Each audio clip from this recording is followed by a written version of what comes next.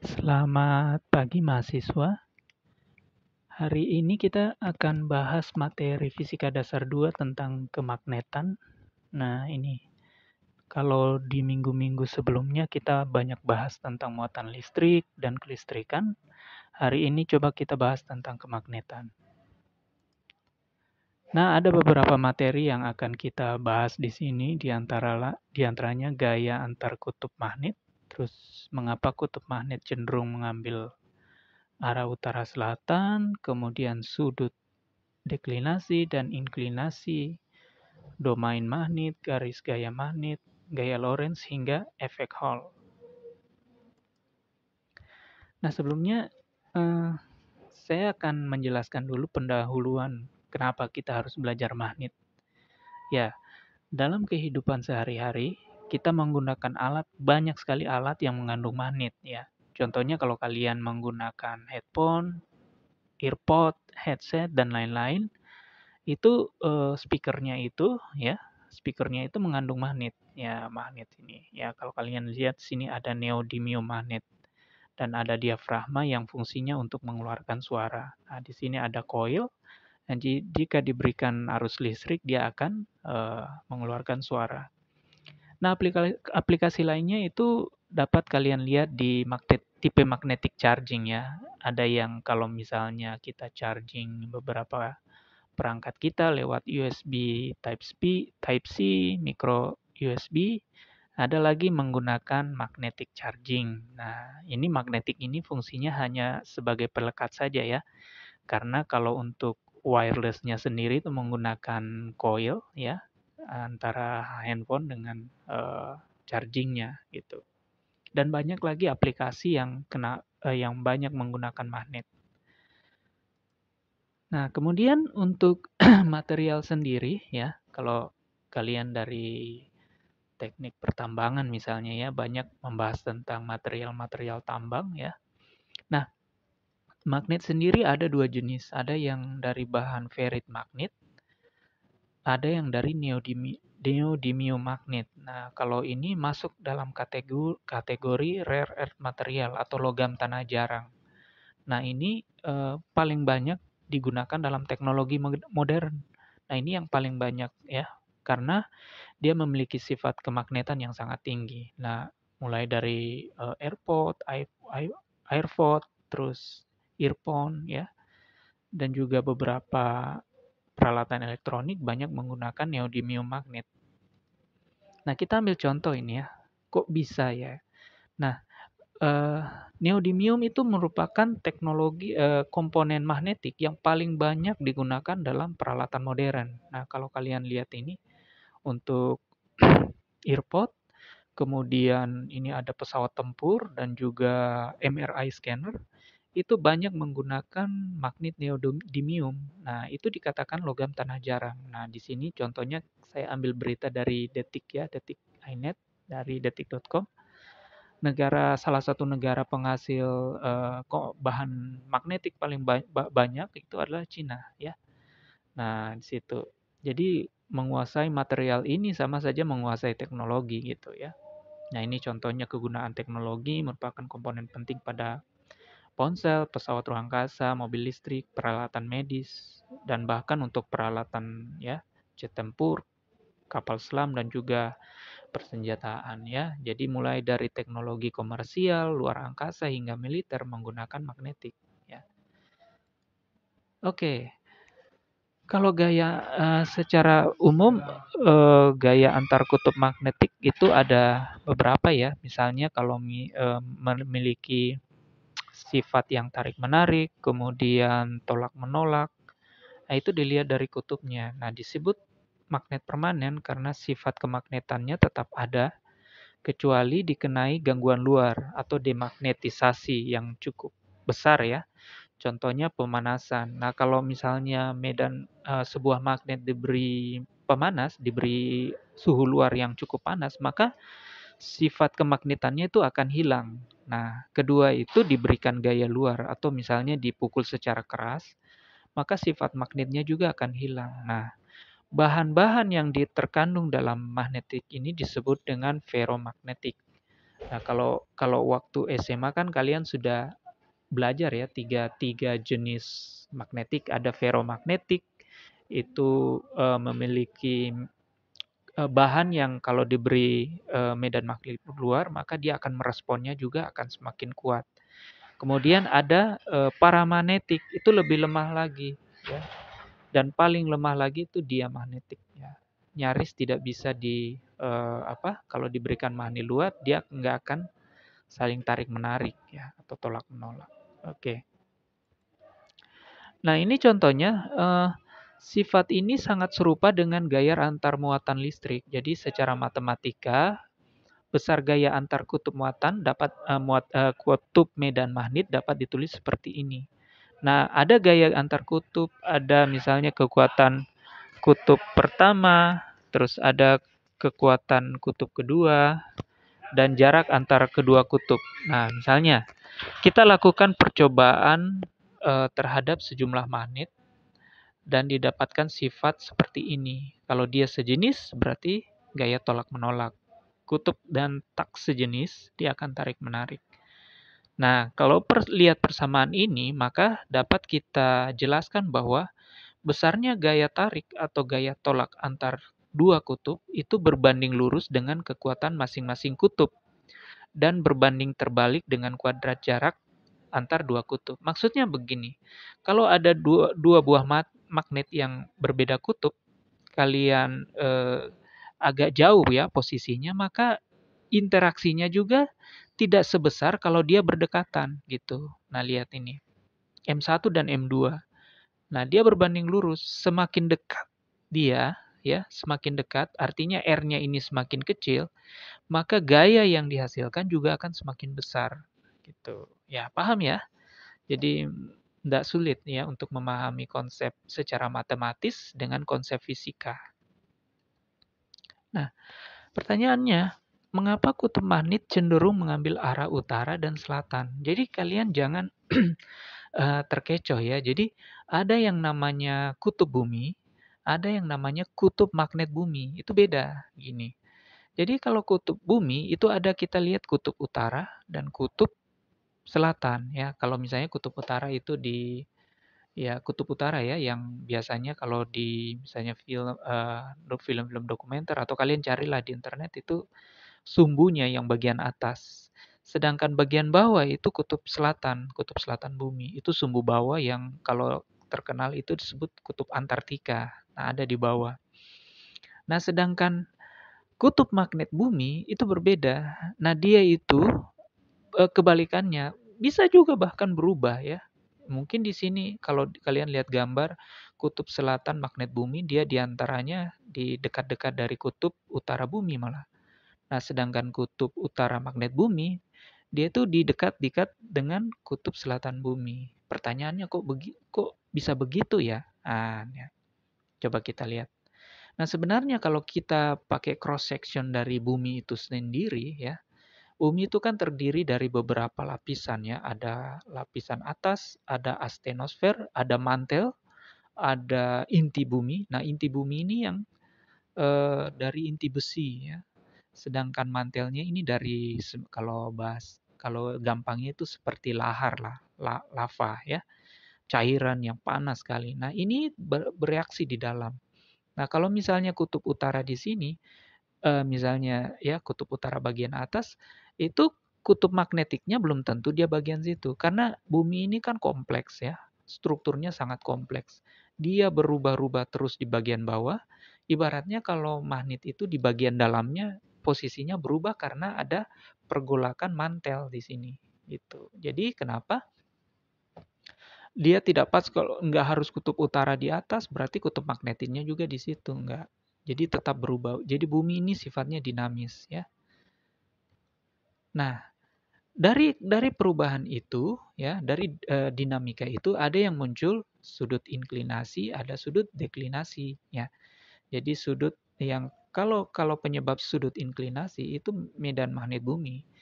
Itu secara kasar dapat dipahami sebagai medan yang dihasilkan oleh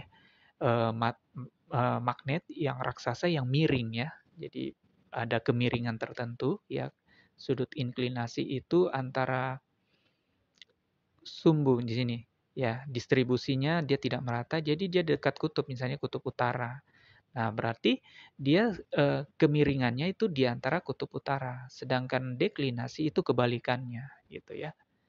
Oke, ini banyak sekali referensi, tapi sebenarnya kalian bisa baca di situ bahwa perubahan-perubahan ini, sudut-sudut ini antara sudut magnetik dengan kutub bumi yang terjadi itu, kalau misalnya kita lihat pakai kompas juga, itu karena fenomena dinamika geologi di dalam bumi itu sendiri. Nah, ini mengakibatkan setiap daerah di bumi itu medan magnetnya beda-beda. Kita ukur di sini, area sini belum tentu sama juga yang eh, kutub pengaruh magnetik di daerah lain. Misalnya ini di benua Amerika, kemudian ada di area benua Australia, itu sifat magnetiknya beda-beda. Nah, dari magnet sendiri kita bisa melihat bahwa dalam magnet itu memiliki domain ya. Domain. Ya, misalnya contohnya magnet ya, suatu material yang tidak diberi medan magnet. Secara domain dia akan sifatnya arahnya akan acak seperti ini. Nah, ini unmagnetized artinya tidak memiliki medan magnet atau tidak dimagnetisasi. Kemudian ada yang namanya magnetized atau benda material yang dimagnetisasi. Cenderung dia akan memiliki arah yang searah dengan medan magnet. Gitu. Jadi kalian lihat di sini ya. Struktur-struktur dari material. Kalau kita ambil contoh neodymium atau logam tanah jarang ya, yang seperti di slide pertama kita lihat, itu kalau kita lihat secara mikro ya menggunakan kaca pembesar ya, kita lihat efeknya itu makin kecil itu dia memiliki sifat kemagnetan yang makin kecil juga gitu. Nah, di sini sifat kemagnetan mungkin akan hilang jika ukuran potongan lebih kecil daripada ukuran domain dan ini biasanya dalam orde mikrometer. Jadi kalau dalam mikrometer itu ada yang dalam milimeter, ada mikrometer. Nah, kalau dalam ukuran mikrometer ya, sifat kemagnetannya kemungkinan itu akan hilang ya. Nah, itu domainnya. Jadi kalau misalnya ada kalian beli di toko, misalnya toko yang jual magnet atau toko online ya. Kemudian misalnya magnet itu magnet batang ukurannya 1 cm. Terus kalian potong jadi setengah senti sampai sangat-sangat halus, maka kemungkinan dia akan kehilangan sifat kemagnetannya. Nah, penyebabnya adalah karena domain magnet itu dibentuk oleh atom-atom yang membawa sifat magnetik yang saling berinteraksi dan membentuk satu kesatuan gitu. Nah, kalau misalnya contoh ada teman satu angkatan dalam satu jurusannya, misalnya teknik gitu. Nah, kalau dia berkumpul, dia memiliki kekuatan yang jauh lebih sifat-sifat sifat sifat kekompakannya jauh lebih tinggi jika dia hanya satu orang atau hanya dua orang ya. Kita ambil contoh seperti itu. Jadi ini sama. Jadi sifat domain magnet itu dibentuk oleh atom-atom yang membawa sifat magnetik. Kemudian tarikan antar atom tersebut dapat menyebabkan orientasi atom-atom dapat mengambil arah yang sama gitu ya. Sehingga agar terwujud arah yang sama, maka jumlah atom harus cukup banyak ya. Jadi artinya agar dia dapat menghasilkan suatu arah medan magnet, maka dia harus bergabung ya. Jadi komponen-komponen itu harus bergabung. Jadi membentuk suatu magnet. Nah, ini kalau gaya ini saya pikir sudah dijelaskan ya. Mungkin dari awal-awal pertemuan kuliah saya sudah jelaskan ini tentang garis gaya magnetik dan medan magnet ya. Nah, ini untuk contoh kalau kita buat eksperimen sederhana ya menggunakan kompas ya, kompas dan juga magnet permanen. Arah kompas itu akan mengikuti medan magnet. Nah, begitu juga kalau kita menggunakan pasir besi ya, kita letakkan di area sekitar magnet, dia akan membentuk pola seperti ini. Nah, untuk medan magnet sendiri memiliki sumber-sumber yang banyak. Misalnya, kalau ada kawat yang dialiri arus, maka di sekitarnya akan membentuk medan magnet. Begitu dengan loop. Loop, bentuk medan magnetnya seperti ini. Nah, bagaimana dengan solenoida? Solenoida itu lilitan kawat seperti ini ya. Dia polanya akan membentuk medan magnet. Jadi masuk kalau kita pakai utara dan selatan akan masuk seperti ini ya, arah medan magnetnya dan keluar di sumbu utara. Ini mirip sekali dengan magnet permanen bentuk polanya. Dan akhirnya sama juga dengan bumi, magnetik bumi, polanya sama. Gitu ya. Ya kalian lihat garis gayanya. Ini sebanding dengan F sama dengan K M1 M2 per R kuadrat. Kalau jarak dekat, itu medan magnetnya sangat rapat. Ya, ya artinya jaraknya kecil. Kalau kalian bayangkan ya pakai logika rumus tadi. F sama dengan K M1 M2 per R kuadrat. Kalau R-nya kecil, berarti F-nya akan semakin besar. Beda kalau jaraknya jauh, medan magnetnya juga akan semakin kecil. Gitu. Nah, contoh. Medan magnet itu sangat dikaitkan dengan namanya satuan. Nah, satuan paling terkenal itu adalah satuan Tesla. Nah, kenapa? Sebenarnya ini jauh sebelum adanya satuan Tesla itu ada yang namanya Gauss ya. Penggunaan Tesla ini lebih kepada bentuk penghormatan terhadap Nikola Tesla, salah satu ilmuwan yang memiliki banyak sekali penemuan ya di bidang kelistrikan dan kemagnetan. Contohnya ini ya, tentang wireless. Nah ini, jadi ada lilitan kawat, dua kemudian dihubungkan. Jadi ada transfer energi listrik tanpa kawat. Nah misalnya, contohnya ini. Nah ini satuan dari medan magnet itu memiliki makna bahwa melibatkan 1 Newton ya. Jadi 1 Newton gaya direpresentasikan sebagai satu kolom ya. Jadi 1 Newton per kolom. Jadi sama dengan 1 Newton per ampere meter. Itu 1 Tesla. Jadi ini bentuk semacam konversi atau bentuk semacam analogi. 1 Tesla itu berapa? Itu. Jadi kekuatan dari kuat medan magnet. Nah ini. Satuan SI untuk B adalah kuat medan magnet. Itu sama dengan Tesla. 1 Tesla sama dengan 1 Newton per kolom meter per detik. Jadi kalau dikaitkan definisi medan magnet, jadi jika sebuah kawat dengan panjang 1 meter dan berarus listrik 1 ampere dalam pengaruh medan magnet menghasilkan gaya 1 Newton, maka besar medan magnet itu adalah 1 Tesla. Nah, yang awalnya itu Gauss ya. Maka kalau dikonversi 1 Tesla sama dengan 10⁴ Gauss. Gitu. Ya paham ya. Jadi kalau lihat ada mobil merek Tesla, ya Tesla itu si pemiliknya ya Elon Musk menggunakan nama yang berkaitan dengan listrik dan magnet ya. Jadi ada buat perusahaan mobil mereknya Tesla ya. Jadi itu diambil dari nama Nikola Tesla ya. Ya, ini gaya Lorentz. Korelasinya bagaimana antara gaya listrik dan gaya magnetik? Ini dia dinamakan gaya Lorentz gitu. Jadi QE ditambah dengan QV dikali B ya. Itu. Jadi paling gampangnya arahnya seperti apa? Kita menggunakan jari ya. Kalau ada arus ke atas ya, arus listrik ya, pakai kawat, maka medan magnetnya itu segini, tegak lurus ya.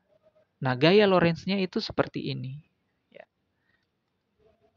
Nah, bentuk muatan yang berada pada medan magnet ya kalau yang bergerak ya, dia akan bentuknya seperti ini. Jadi ini masuk, ini keluar. Jadi medan magnetnya seperti ini. Maka kecepatan partikelnya ke atas ya. V out. Oke. Pertanyaannya, bisakah sebuah muatan itu dipengaruhi medan magnet? Bisa. Lihat. Jadi kalau ada medan magnet, kemudian ada muatan yang masuk, maka dia akan terbelokkan. Nah, belokan itu yang dipengaruhi oleh yang disebut dengan gaya Lorentz ya, saling saling mempengaruhi gitu. Jadi ini contoh kalau ada medan magnet, maka partikelnya itu akan seperti ini. Ini yang disebut lintasan partikel. Nah, aplikasinya pada spektrometer. Dan contohnya ini ada sampel, kemudian kita mau tahu sifat dari sampel itu, maka digunakan spektrometer. Nah, dalam spektrometer ada magnet juga. Jadi kalau kalian belajar magnet itu gunanya apa? Ya gunanya itu selain untuk aplikasi yang saya sebutkan di slide pertama tadi, slide ketiga itu, dia digunakan untuk alat-alat yang canggih juga yang banyak digunakan oleh keteknikan, kedokteran dan lain-lain ya, spektrometer. Nah, ini contohnya alat untuk mempercepat partikel ya. Partikel yang kecil sekali ya. Dia berada di dua medan magnet, elektromagnet ya. Maka kita mau tahu kecepatannya untuk mendekati kecepatan cahaya, digunakan ini alatnya namanya siklotron ya. Nah, ini ada target, ditembakkan, keluarlah material-material yang mencirikan sifat target tersebut. Nah, salah satu aplikasi dari belajar kemagnetan adalah efek Hall. Nah, di sini aplikasinya banyak ya. Contoh yang paling umum penggunaan alat elektronik ini contohnya joystick ya, alat untuk gerak ya, gerak untuk main game itu. Nah, di sini kalian efek Hall sensornya. Ini ada medan magnet, ini ada sensor efek Hall. Nah, di sini ada Hall tegangan. Nah, di sini ada sumber tegangan untuk sensor Hall-nya sendiri. Kalau ada medan magnet luar, maka elektronnya akan terbelokkan. Tuh. Semakin dekat, maka banyak yang akan mengalir ke sini. Sehingga di sini akan dideteksi berapa besar tegangannya. Gitu. Ini yang dimanfaatkan sebagai komponen alat elektronik. Ya. Nah, ini juga kalau penggunaan sensor untuk misalnya putaran ban mobil atau putaran ban motor ya, atau juga setir kita mau tahu ya, kita menggunakan efek Hall sensor. Nah, ini tambahan materi, pertanyaannya, adakah bahan antimagnetik? Ada magnet, adakah bahan antimagnetik? Nah, pertanyaannya, jawabannya adalah ada ya. Ini sebut mu metal ya, mu metal. Jadi dia itu kebalikan dari magnetik. Contohnya menggunakan simulasi finite element ya. Ini ada magnet, kemudian ada di sini bahan antimagnetik. Jadi medan magnetnya itu tidak bisa tembus ke sini. Nah, di sini contohnya ya.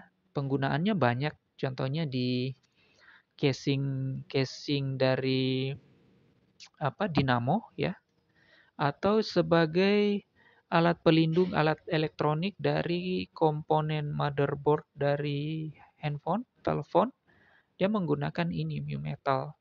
Bahkan hard disk sendiri menggunakan mu metal ya di sisi sininya. Jadi lapisan-lapisan ini menggunakan bahan antimagnetik. Nah, gitu. Tambahan aplikasi lain ya contohnya magnet dan sensor efek Hall. Nah, ini kalau tipe misalnya yang sekarang yang lagi tren HP yang bisa dilipat, bagaimana cara men-turn off-kan layar kalau dia sedang dilipat? Ya dimanfaatkanlah medan magnet. Ini ada Hall sensor, ini adalah magnetnya, magnet permanen. Kalau dia dekat, dia di-setting, diprogram langsung turn off gitu. Ya. Ada lagi magnet fishing. Ini kalau banyaklah kalian lihat di YouTube ya. Kalau misalnya ada sungai yang biasanya sungai perkotaan ya. Banyak orang tuh memancing bahan-bahan logam apa saja yang ada dalam sungai ya mereka menggunakan magnet. Ya magnet fishing namanya ya. Sampai alatnya pun dijual magnetnya, talinya dan lain-lain ya. Kemudian penyimpan benda logam kecil ya saya rasa di rumah kalian ada seperti ini. Kemudian bahkan dalam aksesoris pun digunakan ya. Jadi kalau ingin menggunakan anting tapi enggak ingin dilubangi telinganya bisa menggunakan magnet. Dan juga keyboard komputer yang modern ada tipe magnetik, ada Hall effect sensor ya. Dideteksi kalau magnetnya dekat sensor, dia aktif gitu ya. Jadi banyak model-modelnya. Dan juga peralatan dapur ya. Jadi saya pikir itu ya penjelasan materi saya tentang kemagnetan. Jadi semoga bisa jelas penjelasan saya untuk materi kali ini. Ya, sekian.